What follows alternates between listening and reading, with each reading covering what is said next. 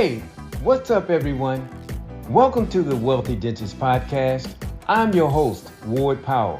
And if you're a dentist looking to crack the code on how to grow your practice and dominate in this space, then stick around. You're in the right place.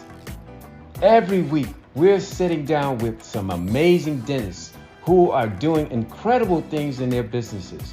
We're talking about everything from how they keep their teams loyal and dedicated to how they stay ahead of the game in this crazy, fast-changing industry. You'll hear about hacks like using virtual assistants to free up your time, strategies to make more sales with less effort, and even mind-blowing stories about patents and inventions that are changing the industry as we know it. And it's not just about growing your practice, it's also about finding out what works from a clinical perspective. Whether you're just starting or you're ready to scale to the next level, there's something here for you. So buckle up, hit that subscribe button, and let's dive in. Thank you, Dr. Jim Arnold, for coming in this afternoon and joining us at the Wealthy Dentist Podcast. We're happy to have you. We're eager to find out all of the wonderful information you've experienced over your career and the things that you're doing now, this, kind of changing the game. You're reinventing yourself, you're rewiring, if you will. I just want to hear all of that good stuff, man. Oh, man. Thanks, Ward. It's good to be here. Yeah, some of the challenges as well. I am geeked. I'm ready. Okay. All right, let's go. Okay, tell me. Tell me about you. What do you want to know? Industry? So, I got into dentistry in 1996. I graduated from dental school. I went into kind of a mom and pop practice back in my hometown area, which I never thought I'd do, but ended up back here. I'm still here all these years later because, I met my wife and we built a family. We've got 4 kids and an awesome life. But I was an associate in that practice for 3 years. And during that time, obviously I built a lot of relationships with the patients. I learned a lot about kind of running a practice, a lot of the things maybe not to do. And then I learned a lot of the things that I should do so that when I took over in 99, we kind of hit the ground running. We had like a long laundry list of things and systems that we wanted to establish because, I worked probably 80 hours a week in the year leading up to the purchase to learn everything I could about business, about communication, about leadership. And then we kind of rolled all of that into our practice that honestly went so much better, but beyond my wildest dreams pretty quickly. But Ward, it went so fast and I was doing so much dentistry, I got overwhelmed like really fast. Within a couple of years, honest to God, we were making more money than I ever imagined, honestly.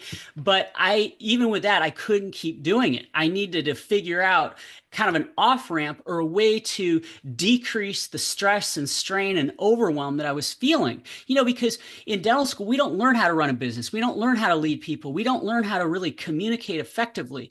But even doing all of that, if you don't have a great team behind you, and if you are trying to micromanage everything and you're seeing too many patients, it is just crushing to your soul.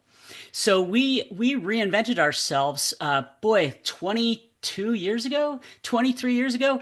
We changed courses. We went out and started getting a lot of continuing education from the best educators in the business. And we decided that we weren't going to be this huge practice seeing, however many patients every day. We are going to be a little bit more selective. Once we got all those great clinical skills and some of those great kind of customer service skills and relationship building skills, we decided, you know what? I think that it's time to slow down a little bit, make sure that we have adequate time with every single patient, and we become very relationship based, not transaction based.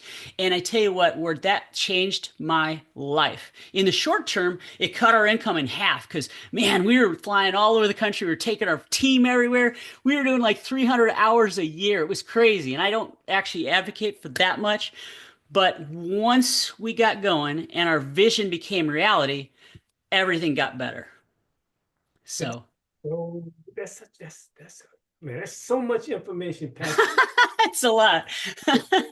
Just you just mentioned. And, I just have to pause a second and just say, I am just so proud to hear that Oh, thank you. leaders such as yourself, is talking about we. Now, tell me about we. Who is this we? This team, this big. Yeah, yeah. So I got to give a lot of the credit to my wife. She is an attorney by education, and when we decided we were going to buy a practice, she decided to give up her legal career, and we wanted to start a family. She felt that working on our family business and raising our kids was more important than her ambition on the legal side. And it was a huge sacrifice on her part, I think, at least at that point in time, even though she wasn't really loving it. I think she was almost that point where she was going to take off. But, she, before we even had a child, she put that as the first priority. And so she helped me. She was the we at the beginning. But Ward, I tell you what, we had our first daughter in 2001, and that is the time where Sarah started staying home. She did a lot of the paperwork and a lot of the, payroll and things like that from home. So she was not only working her butt off of the office, but and raising a child and taking care of the home and taking care of me, but she was, kind of giving up a big piece of herself. So I was really fortunate. But in that time, I got a couple of key team members, and they attracted a couple more team members. And then we together built an amazing ecosystem, an amazing practice, I think a dream team. And then, Ward, I was involved in a million other things, all these leadership positions nationally. I was a clinical instructor with the David Hornbrook Group, and I was doing a million things. And one day, one of my mediators, because I was a peer review chairman for 500 dentists, and so I would dole cases out to my 10 mediators, she sent me a report on her mediation, and she said, "Hey, Jim, do you want to buy my practice?" And I'm thinking to myself, oh my God, no. I like the simplicity of one, and everything's going so well. Why would I mess that up? But Ward, it was such a great opportunity. Ultimately, I couldn't say no. And so I found another great dentist. And so the three of us then kind of handled two practices. And it was the best decision I ever made in my life because it did free me up significantly. Now, the first year there were some growing pains, trying to establish systems and train a great team and that sort of thing. But man, we grew 77% in that first year, and I got a little bit more freedom because I had another doctor who was splitting time between the two offices. And then a couple of years later, about the time that my wife and I had gotten into the sport of triathlon, so we added like 20 hours of training every week to all the rest of it. And we had four kids by that point. Oh my. And that's about the time that a third practice came along. And, again, I thought, you know what? Gosh, I've got four kids. Maybe they'll all want to be dentists someday. So I should have at least four practices, because then, we can kind of work together and help them build their, little empires or whatever. What But crack? Oh man, I tell you what, Ward, it was a lot, but we were really blessed. We were really blessed with wonderful people who had hearts for service, great work ethics, and personalities that drew people to them. Because again, this is a relationship industry. I mean, every industry is to some degree, but it is so relationship based because boy, patients come in, there's got to be a high level of trust. They're like laying back with their mouths open and there's always anxiety. There's a lot of fear for some people. So they got to feel comfortable with the people who are working with them. And I had that team and I was so lucky. And you did that for how long? That particular area of your career.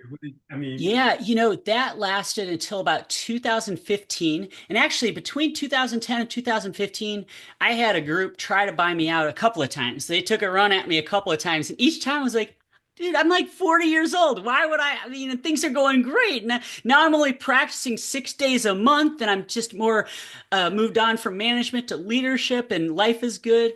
But the third time around, a buddy called and said, "Hey, I understand why you didn't do the deal with the other group, but I'm now with new guys, and I think I've got a value proposition that will solve all of your concerns, and something that I think you'll find attractive." Ward, you know what I said? I said, "Well, I tell you what, I'll have a 30-minute meeting and then politely decline." Well, tell you what, that meeting, I sat down in their boardroom and I didn't look at my watch for 3.5 hours. Oh, wow. because they had such a compelling vision, and we were really on the same page with regard to being integrity based, being visionary, wanting to break the mold, do things a little bit differently, base everything upon relationships, and keep the autonomy with the doctor, all that sort of thing. And so at the end of the day, after 6 months of due diligence, Ward, I couldn't say no. So that was 10 years ago that I sold my practices. Wow. And then I had 5 years kind of as working for the company. And so my 5 year anniversary of that, that was my commitment. And I wrote it out. I did the whole thing on the 5 year anniversary, May 4th of 2020. That's the day that dentists came back into the office after being shut down for 10 weeks during the start of the pandemic. And that was my last day as a clinical dentist. So I have not practiced clinical dentistry in about 5 years now. Well, congratulations to you. Thank you. Really, I mean, a lot of people that's in their dreams and all this energy that you have, even after the 5 years, man. I'm just okay. So now let's move into one thing, another Yeah. area of your life. What's going on right now? The retreat. Tell me a little bit about the luxury dental retreat. Oh yeah, yeah. Ward, that's a passion project of mine. Yeah. And it's funny. I think it was a something that was in process for 20 years, but it didn't crystallize and become really clear to me until this past summer. I remembered, back to all my continuing education experiences as a student and as a mentor. And I loved all of it, but my best experiences were always in small group settings where you have like 8, 10, 12 people, and it gives you an opportunity to really interact with the educators, or as the educator, really interact with the students. And you can go deep. You can roll up your sleeves and get real and really uh, give value specific to their situation, as opposed to being on a stage and just talking to 100 or 1,000 people, that take it in, and there's value there. But when you're like this, having conversational education, you can ask questions in real time. You can get very specific about what your concerns are, what your challenges are, and guess what? The rest of the group gets really open too, and the attendees share with each other because they all come from a different point of view. They all have different experiences, different areas of expertise, different challenges. And you know what? Chances are somebody in that small room is going to have a solution to the problem you have. If for some reason I and my speaker don't have that, which we probably will, but it's just a great interaction that I've always enjoyed. But then to take it another step. I have been enjoying luxury travel with my family for about 25 years. And I'll be honest, I've become a little bit of a travel snob. Like I like, things to be just so. I like to be catered to. I like to feel like a VIP. Totally good. And those are the experiences that I never forget. And so I thought, you've got dentists who are so busy and so overwhelmed. They want to do two things. One, they want to stay on top of things, the technology, techniques, whatever it is they want to learn. They want to do that. But they also want to take vacation, and it's hard to fit everything in. It's hard to find the time, and dentists tend to just work themselves to death. So I thought, what better way to combine education with a luxury vacation? So we've got 8 to 10, maybe 12 of us in a luxury villa, on the ocean, beautiful settings with our own chef and massage therapists, and just like we really want everyone to feel pampered while we're working hard. We may do 6 hours of like conversational education and interaction, but guess what? Say 2:30, we cut off and we go out on an excursion or some activity. Those conversations continue throughout the afternoon. And then when we come back to the villa and have our chef prepared gourmet meal at the villa, the conversations over dinner continue. And you know what happens in 72 hours, Ward? Everybody gets really close. You're sharing a lot, and you're kind of, bearing yourself a little bit, with some of the challenges you're facing. And to come out of that with all these great relationships, there's some accountability, making sure that you're following the action plan, even after the fact. Hmm. So in those conversations or in those retreats, you say you have education. So is it mainly clinically based? Is there business involved? I mean, what is the motto there? Great question. I decided that I didn't want to be a one-trick pony and just have like one type of seminar or retreat. I have so many friends who are leaders in the industry. They all have their specific niches. Now, I'm pretty well versed in all of these different niches, but I'm not like the niche expert. But a lot of my friends are. So rather than me just like coming up with 10 different topics, I asked nine of my very good friends to come and speak at a retreat where it's just them and their subject matter. So what we've got on the agenda are, cosmetic dentistry, clear aligner therapy, communication, marketing, team building, dental implants. And then in August, we're going to Dubai, and I've got three speakers for that one because it's going to be an epic trip for 5 days instead of 3 days. But in Dubai, we've got a gentleman who has built a $5 million practice in the worst part of New Jersey possible. And by the way, he did it fee for service, which is very difficult to do. It's a lot harder to run a practice like that, that is what I did also. And part of it was from his mentorship 25 years ago. But now he's one of my speakers. Oh yeah, that's great, great. It's exciting.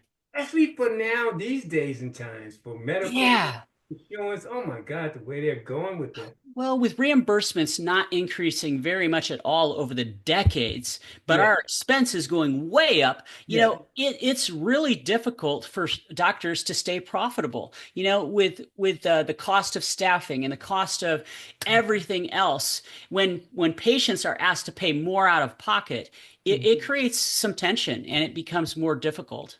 I have no idea how they're going to fix that. The medical community. I mean, the Yeah, insurance, the health insurance community. How are they going to fix that? Because you guys, I mean, you bringing in a guy that's just really, really good at fee for service.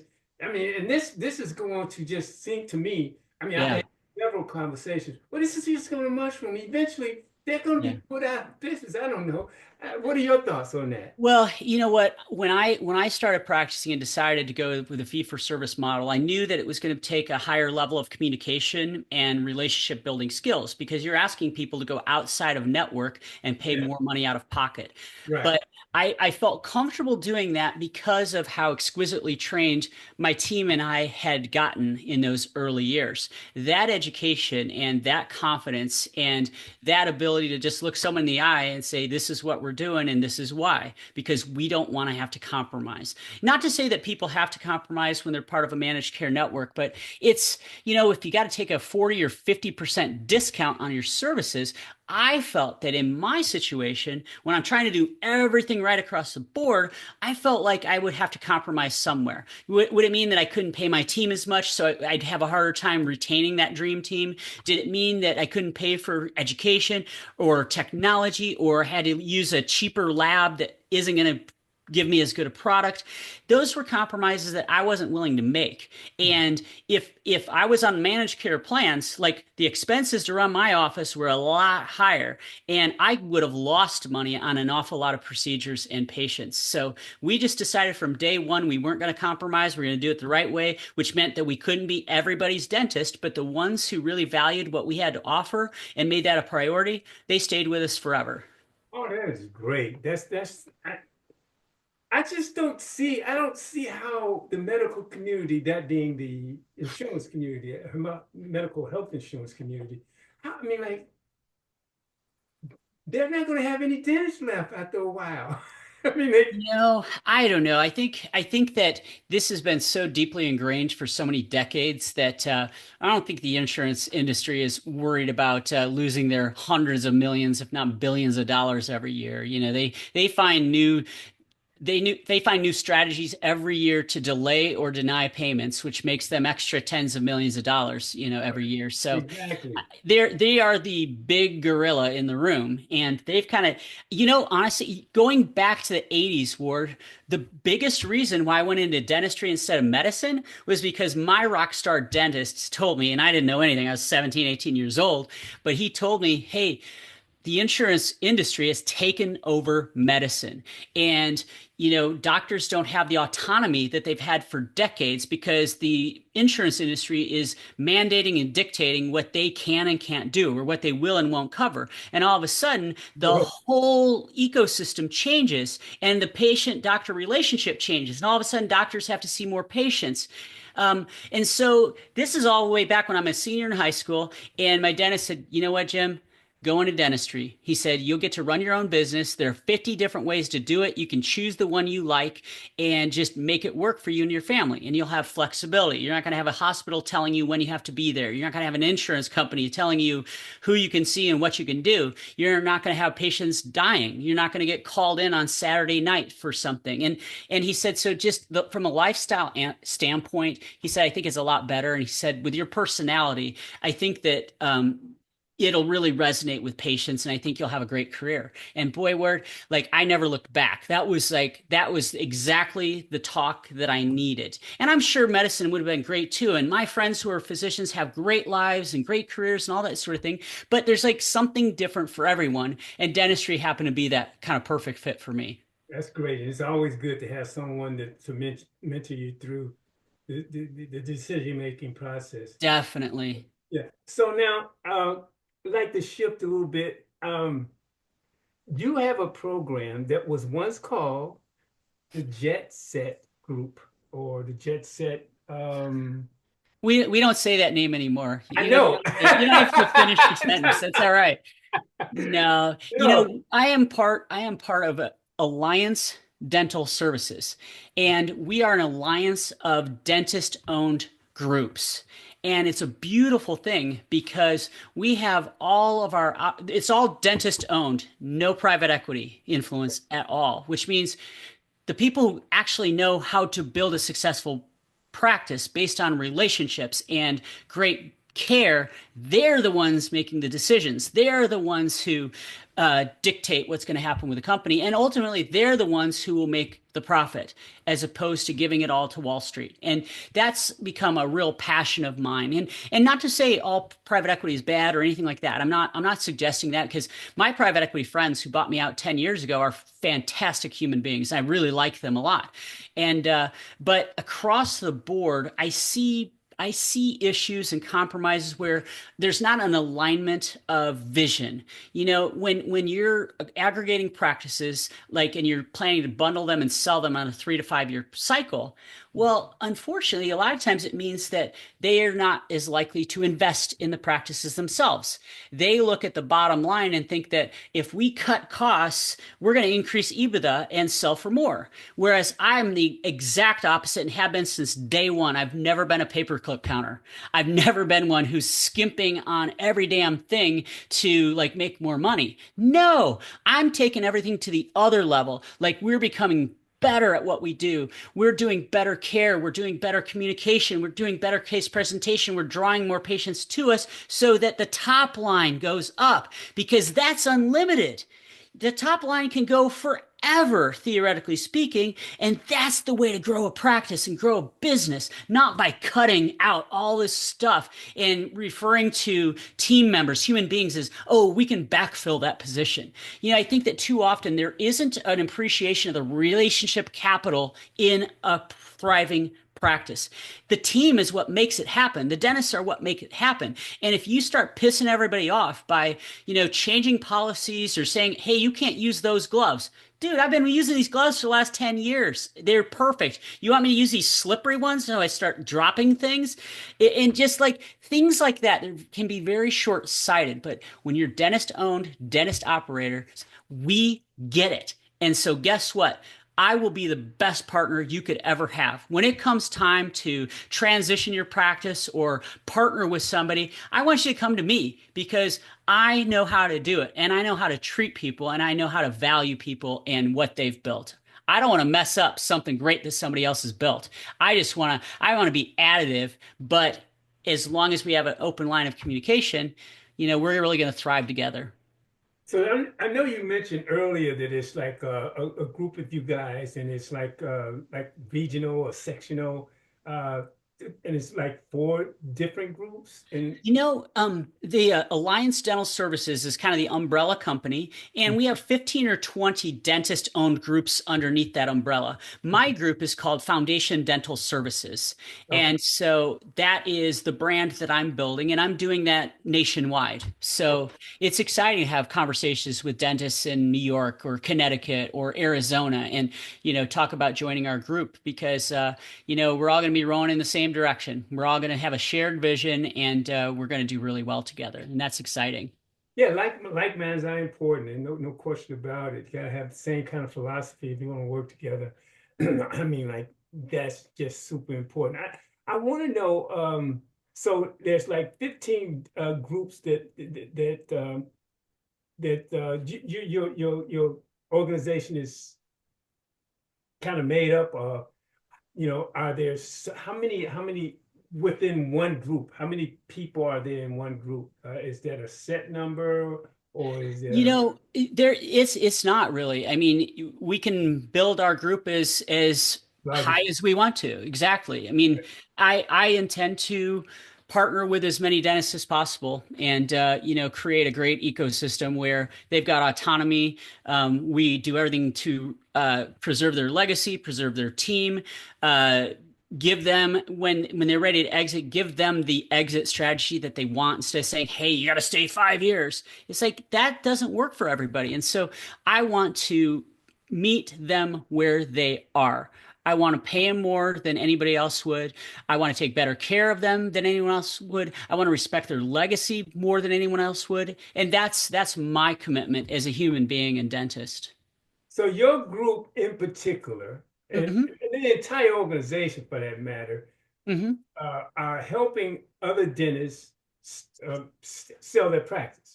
Yep, exactly. And we really like to say partner their practice because they'll retain some equity in the practice so that they get to make more money as the practice does well. And we have a lot of strategies for increasing profits each practice without compromising anything, just in an additive way. And that's one of the things I'm most excited about. Where our dentist partners have an opportunity to make a lot of passive income after the sale. If they get more money up front, their equity is worth more each step of the way, and we create opportunities for passive income or possibly for them to grow their own groups. We may have as many as 50 groups at some point. I mean, we're going to be a large network or alliance of practices, and I couldn't be any more excited to be a part of that. And again, without the private equity involvement, I think it's going to be, far superior than anything out there. And how long has this group been together? Well, yeah, I think that the bones have been in place for a while, but officially launched about 4 or 5 months ago.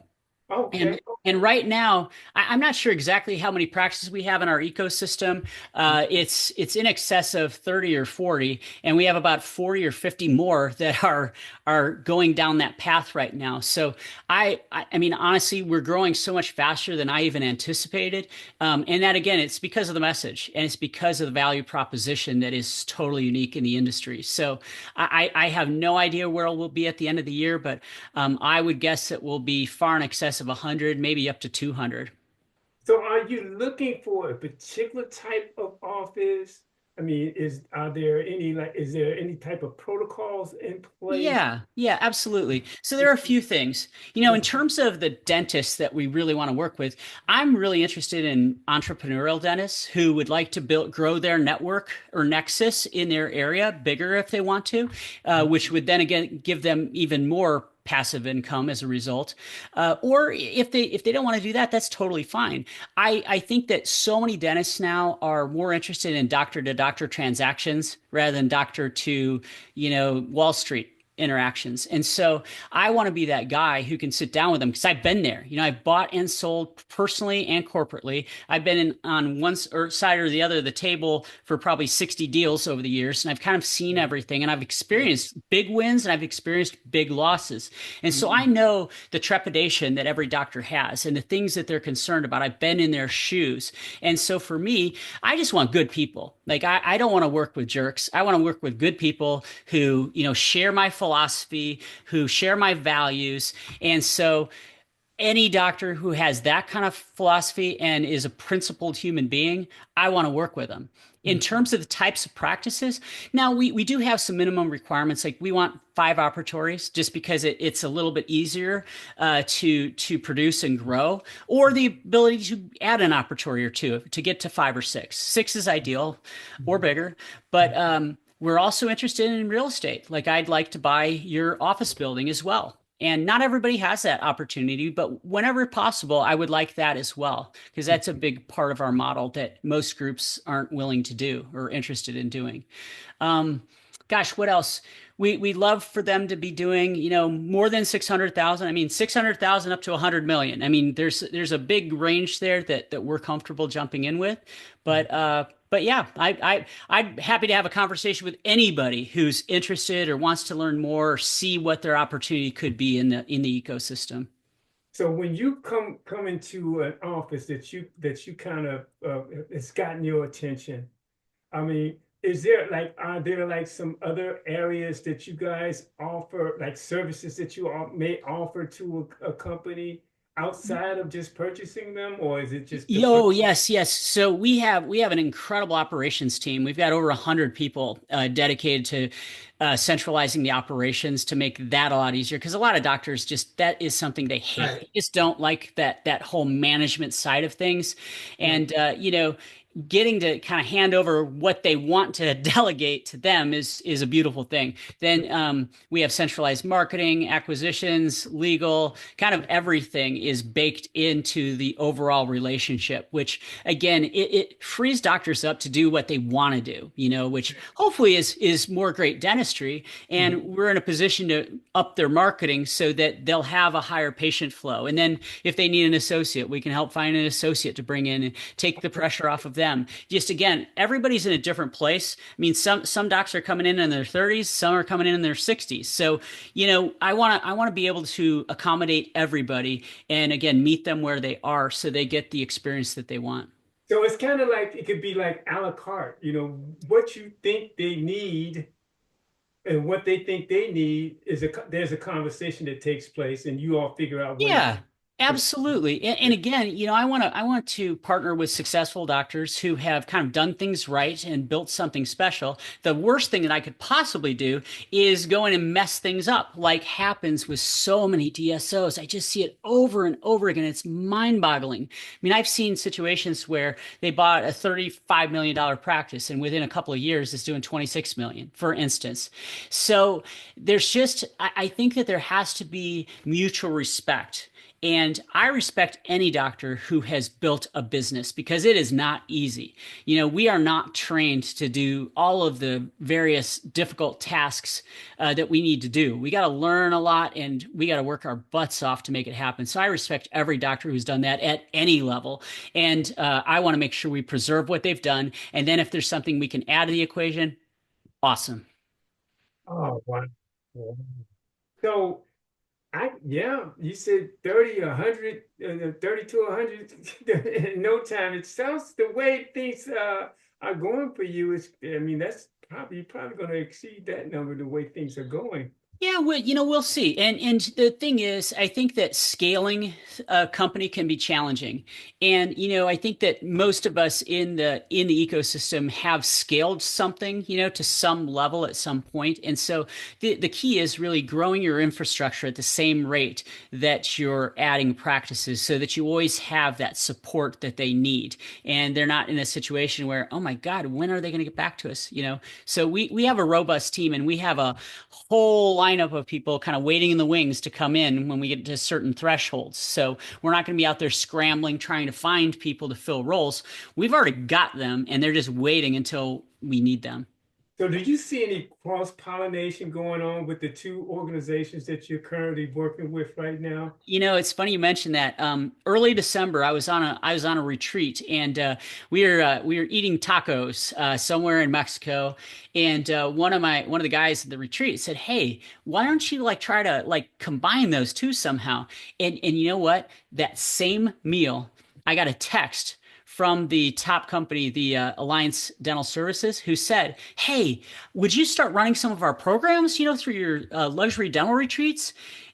because like you've already got all this stuff in place and you do a great job and we'd love for you to speak. And I said, oh my gosh, well, there's the connection. Like within an hour maybe of him suggesting that, it just dropped into my lap. And so obviously it's going to take a lot of hard work, but it is nice to kind of have the two sort of in sync. Yeah. And gosh, I mean, I may have doctors on a retreat who, through conversation decide, wow, it's time for me to transition and this is a great opportunity. And they're going to be people in my ecosystem, not just Foundation Dental Services, my company, but the other companies who may want what we have to offer. And so now we're going to be doing luxury retreats, which are generally speaking 8 to 12 people, and it's foreign destination. This year, just Mexico, Costa Rica, and Dubai. But we're also going to have domestic events, like half a day, 1 day, evening events, that sort of thing. So I've kind of parlayed that into luxury dental events for the more domestic things. Oh, okay. And when you say domestic, will that be in your geographical area proper, or would it be across the country? Across the country, we've Okay. got we've got doctors all over the country, and we've got just a lot. We're already establishing a pretty big footprint, and so yeah, I think we'll host these regionally. Right now, we have about 20 cities on the map where we'd like to go and educate and empower dentists to make great decisions with their careers. So, what is your wife, just out of curiosity, what does she fit in on all of this? It's a great question. I told you back in I don't know 99, she gave up her law degree Right. and stopped.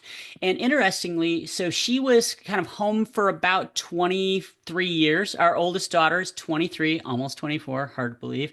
Our youngest is 18, and he'll graduate from high school at the end of this semester, and he'll go to college this fall. Gosh, this fall we'll have three in college and one in grad school. That's crazy.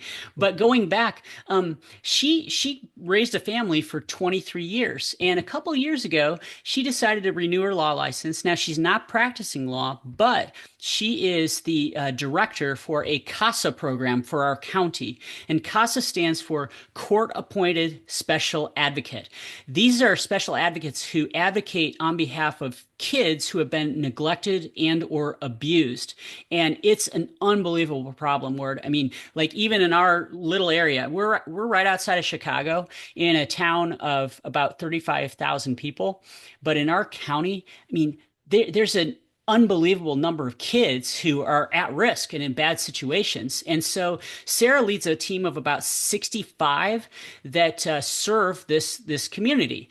And she does spend a lot of time in court. Like she's not necessarily using her law license, but her knowledge and experience go a long way towards helping the volunteers that she supervises or kind of oversees, makes them just feel so much more comfortable. And she's got a great relationship with all the judges, and she's just doing some great work. And I don't know. I mean, I think she's saving lives, and if she's not saving them, she's certainly adding so much value to them. And it just, I mean, honestly, it makes my heart sing. And she's just in such a great place, and she's doing such a great job. I'm really proud of her. Yeah, I love children myself. I just like, if you want to hear the truth, you just listen to a child. They're gonna tell you. That is for sure. That is so cool, man. So, because I thought initially, I thought maybe she segued over there with you or with these other projects that you're working on, but she went on Well, in you know another. what? It's great for her to kind of have her own thing and her own passion. I think that Yeah, for a lot of years, and I think a lot of spouses kind of fall into this category. They kind of sacrifice a lot of their own yeah, identity yeah, to raise a family. And yeah. I'm not going to say it's a sacrifice because it's their passion and their love and their biggest priority and Mm, something that gives them joy, just mm, like it did has Sarah always and will continue to do. But mm, now for her to be able to branch out and like have her own thing and not be part of Smiles by Arnold and Associates, or kind of like waiting in the wings, while I'm taking the stage, so to speak. Now she's developed into a phenomenal leader, and I mean she's got an unparalleled work ethic. She went to the World Championships, to the Ironman triathlon, for instance. I mean she's incredible, and so they are really lucky to have her, and they better take good care of her because she's doing some really good work. that's awesome. So tell me, what do you see happening down the pipe 5, 10 years from now in the industry? that has your head turning, or sort of uh, kind of like, oh my, this has my attention. Let me see where this is going to go. Boy, I mean, there's a lot of things. Obviously, the rise of technology and AI, I mean, it's just like growing exponentially every month, it seems. I mean, I don't think there's ever been a technology that's grown and evolved as quickly as AI has. And specifically in the dental world, there are just now countless applications that are, improving efficiency, improving diagnostics, improving patient communication, improving communication with insurance companies, training team, optimizing schedules, interacting with patients. It's just incredible word. And those things are just going to keep coming and coming and coming and coming. And through that process, I mean, there are going to be some winners and maybe that don't do so well, but ultimately the cream is going to rise to the top. And this is going to make practices more efficient. It's going to improve patient care. Digital workflows are huge, I mean, from the 3D printing to all of the scanning and CBCTs, and now, I mean, most practices aren't even doing traditional impressions anymore. They're scanning and emailing it to the lab, and so stuff is less expensive. It's getting turned around a lot faster. Yeah. All on X, I think, is going to continue to explode because there are 32 million edentulous Americans, which is a tragedy, but it creates this incredible need for that service.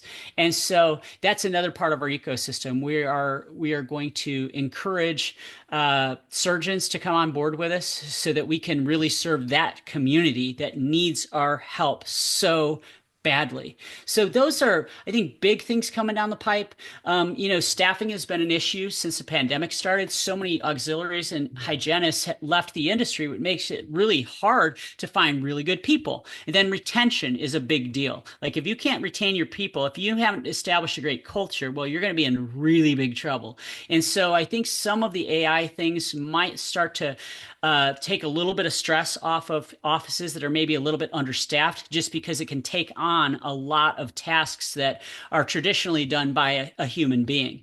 And then I think the last thing that really comes to mind is just this new doctor-owned group model. Now, there are quite a few doctor-owned groups out there, but there are like something like 2,000 DSOs or something crazy like that. And I think most of them are probably private equity owned or very traditional. And again, there's nothing wrong with that. It's just, I think that since the pandemic started, there have been some DSOs that have failed, failed. I mean, doctors have lost more than $10 million in some of these failures. And, one company I was with for a while, I mean, they had over 100 doctors lose over $1 million when things just weren't going well. And so I think there's going to be a major shift. And I think doctors are going to ask a lot more questions. They're going to be a lot more educated. And I think that this doctor-owned model is going to kind of reverse the tide to some degree. Now the big dogs, I mean, they're doing things well. They've got efficient systems. They're hopefully taking good care of their doctors. I mean, they're not going anywhere, but I do think that it's not going to be as easy an arena for private equity to jump into as a newcomer. That's good. That's good. That sounds great. So can you share any of your any challenges that you had during your career that a young doctor could kind of take from you, or even a seasoned doctor can say like, oh, wow, I can use that idea? Well, I think that it's important to maintain a level of humility. Like no matter where you are in your career, you're going to be humbled at some point. And I think it requires a level of humility to like open yourself up to mentorship. And I tell you what, there's a mentor for every season of dentistry. When you're a new dentist, it's most important to like kind of learn from the successes and failures of the older, more experienced doctors. And that fast tracks your success by avoiding their misses or the challenges that they had to go through. But I think that halfway through your career, some of us get kind of comfortable and we're kind of going along, things are good. And sometimes it takes like a spark, like someone new to come in with a little different attitude, maybe a little more energy to kind of like get them motivated and enthusiastic again. I did that word anytime in my career where I felt like I was going through a rut for a few months, and it did happen to me. It just kind of, maybe I got bored or maybe maybe I just wasn't on. I wasn't communicating as effectively or didn't feel like my team was responding to me the same way. Maybe I was dropping the ball in terms of leadership. You know what I did? I would always go to a conference where a lot of my friends were or a lot of my old mentors were, and I get that energy back. I go back to the office and I'd be like ready to go, hitting on all cylinders. So I think that being part of a community is Yeah. huge, and I'm trying to create a community through the luxury dental retreats and a community through Foundation Dental Services where no one's alone. And I think that's one of the biggest problems in dentistry, and one of the reasons why dentists have the highest substance abuse, divorce, and suicide rates of any industry. At least it was that way when I started dental school 32 years ago. And I believe we're still near the top in all those categories. Well, there's the overwhelm factor because you come out of school without all the skills that you need to be successful. But I think that a lot of dentists also are very lonely. They feel like they're on an island. They don't have those connections or that community to support them. And so I encourage every dentist, again, whether you're 30, 40, 50, or 60, to find your tribe, be a part of a community, the people who are going to inspire you, motivate you, and elevate you. I've always tried to be in the room. I always try to be the dumbest person in the room. Like, I want to be in a room with people who are going to inspire me to take things to another level. Yeah. I want to be in a room where my aspirations grow because of what these incredible humans are doing. And that's what I've always done. And to be able to provide that kind of inspiration for other dentists, again, I don't care what age they are, I love to sit down and have these one-on-one conversations or small group conversations. And that's what we'll do for 72 hours on our retreats. So yeah, I think just mentorship is just critically important, more important now than ever before. With all these monster advances and changes, you got to stay on the cutting edge. Yes, you must. You must. Wow. Is there anything that you would like to add to this conversation before we close? This has been great. I'm sure people are going to take and run with a lot of the information. Oh, I hope so. Oh, absolutely. There's no question about it. Appreciate you taking the time. Is there Well, any- a couple things. One, I know this is the Wealthy Dentist podcast. I think that it's really important to start saving early. Save as much as you can early. Like right from the get-go, we're saving 20% every year. We were fortunate and we had a pretty decent income my fourth year out. My first year out of dental school, Ward, I had like $150,000 worth of debt and I made $39,000. But my fourth year as an owner, who built on my vision, we did really well for a long time. But however you're doing, don't let your lifestyle get out in front of your income. Live within your means, save, save, save, save, and don't touch it. And one thing that our financial planners taught us a long time ago, and we didn't always listen, listen. Singles and doubles over the course of your career will get you to a place of wealth. If you try swinging for the fences too many times, like ask me how I know, you're going to lose your ass. I mean, you really are going to lose. And, sometimes that's just, ambition. Sometimes it can be greed. It's like, oh, I see this opportunity, this shortcut to like make this big thing. And 9 times out of 10, it is going to fail and fail miserably. So I think it's smart to stay within our sphere of influence and what we know and be content to hit singles and doubles that may turn into an inside the park home run. But if we're swinging for the fences, sometimes it doesn't work out so well. That is so true. And with that, I again thank you so much, Doc, for coming in and sharing your words of wisdom, My your pleasure. experiences with both of your projects. I know that they're both going to do well with you at the Thank you. we like to from time to time. We want to bring you back and hear more about what's going on with the education Sure, I'd love to, Bor. That'd be great. with the And new. hey, I want listeners to know if they want to reach out to me, like if they have any questions or if there's anything that I can help them with, Yeah. I'm always happy to do that. And they can text me at 219-241-4698. That's easier because then we can set up a call as opposed to, how it is, we're busy and Yes. you don't want to get interrupted. But Right. or they can email me at Dr. Arnold, Dr. Arnold at smilesbyarnold.com. And either way, I'm pretty good about getting back with people as long as I'm in town and on top of things. So if anybody needs anything or if I can help, I'm here. Thanks again, Doc. My pleasure. Have a great day, Ward. Take care of yourself. All right, you too. Thanks.